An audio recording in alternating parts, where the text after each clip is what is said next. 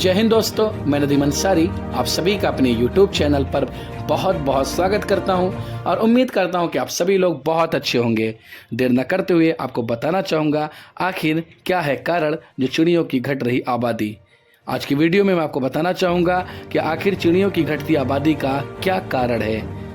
सुबह होते ही हमें चिड़ियों की चहचहाहट सुनाई देने लगती है, लेकिन आपने ज़रूर गौर किया होगा कि पहले के मुकाबले ये चहचहाहट अब कम होती जा रही है, क्योंकि जैसे जैसे शहरीकरण बढ़ता जा रहा है वैसे वैसे चिड़ियाँ भी कम होती जा रही है। साल 2020 के state of India bird report के मुताबिक चिड़ियों की 867 स्पीसीज पर स्टडी में पाया गया कि आधे से ज़्यादा स्पीसीज अब विलुप्त होने की कगार पर है या तो उनकी संख्या बहुत कम हो गई है।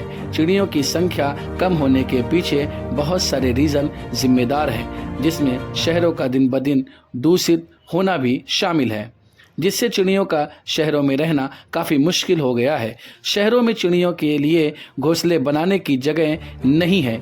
ऊंची ऊंची इमारतों के चलते पेड़ भी सिर्फ नाम मात्र ही रह गए हैं। चिड़ियों को न ठीक से पानी पहुंचता है और न ही खाने के लिए दाना। बेहद सीमित जगह में वो बंद कर रह जाती है।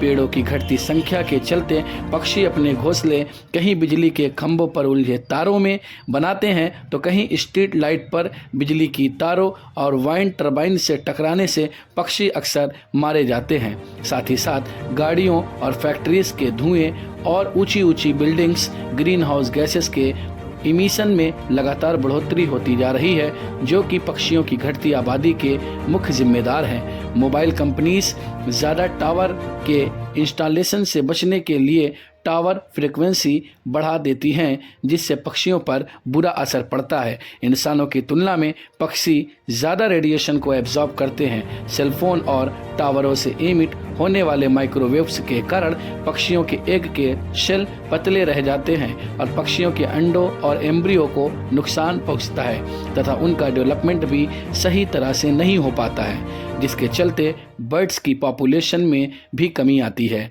Department of environment and forest के एक्सपर्ट्स की रिपोर्ट में बताया गया कि मोबाइल कम्युनिकेशन टावर से निकलने वाला इलेक्ट्रोमैग्नेटिक रेडिएशन भी पक्षी की घटती संख्या के लिए जिम्मेदार है। रेडियो वेव्स की वजह से मधुमक्खियों की फर्टिलिटी भी प्रभावित हो रही है और चमगादड़ों की भी मौत हो रही है। टावरों से निकलने वाला EMR पक्षियों के नेविगेशन स्किल को भी डिस्टर्ब करता है। इसीलिए जब पक्षी EMR के करीब आते हैं तो वो कंफ्यूज हो जाते हैं और सभी डायरेक्शन में उड़ने लगते हैं। इन सभी का नतीजा है कि हर साल बड़ी संख्या में पक्षी टेलीकॉम टावर्स और ऊंची बिल्डिंग से टकराकर मर भी जाते हैं। कई आंकड़ों के अनुसार गौरैया की आबादी में 60 से 80% तक की कमी आई है।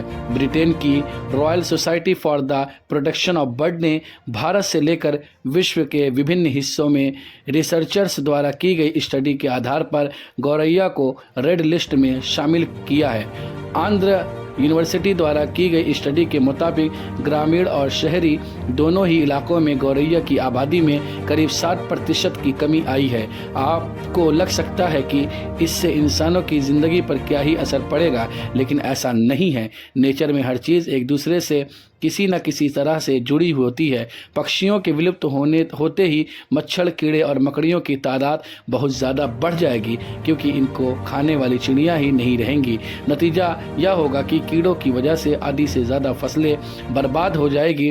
डेवलपमेंट कंट्रीज़ में सिर्फ कीड़ों की वजह से करीब 10 से 25% फसल नष्ट हो जाती हैं और फसलों का नुकसान बढ़ने से खाने पीने की चीज़ों की कीमत में भी बढ़ोतरी हो जाती है, यानी एक पूरा इकोसिस्टम ही बिगड़ जाएगा। This content belong to fact quiz Sajil Faraz. यदि इन्फॉर्मेशन अच्छी लगी हो, वीडियो अच्छी लगी हो तो मेरे चैनल को सब्सक्राइब करें और वीडियो को लाइक करें और शेयर करना बिल्कुल न भूलें और लोगों तक इस जानकारी को पहुंचाएं ताकि हम लोग पक्षियों को कंजर्व कर सकें। Thank you so much.